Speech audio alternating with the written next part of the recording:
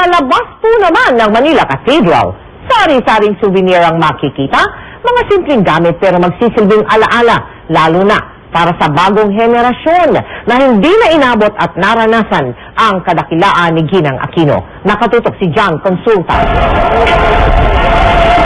Umulan man o umaraw, nagtitiis sa mga gustong sumilip sa kahuling-hulihang pagkakataon sa labi ng dating Pangulong Cory Aquino.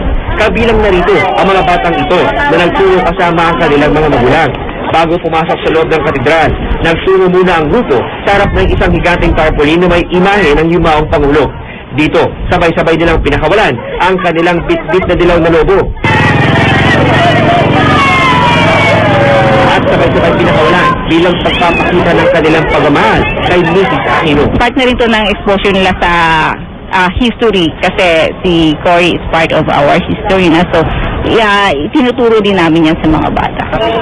Abot tenga naman ang ngiti ng mga negosyante rito.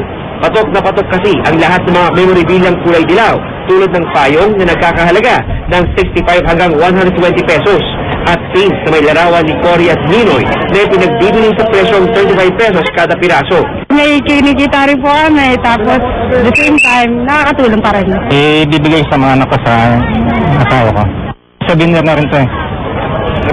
Remembrance. Hindi mo na siya uli makikita, so it will be very precious.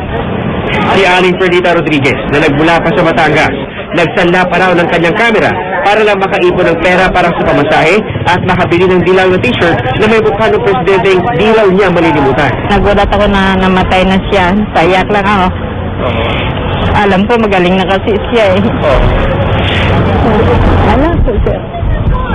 Magkakaiba man ang atas sa lipunan o henerasyong pinanggalingan, ang pinakamahalaga pa rin daw ay ang hindi makakalimutan ang mga aral na ipinamana ng Pangulong Nakadilaw na tunay na nagsilbi sa bayan. John Consulta, nakatutok, 24 oras.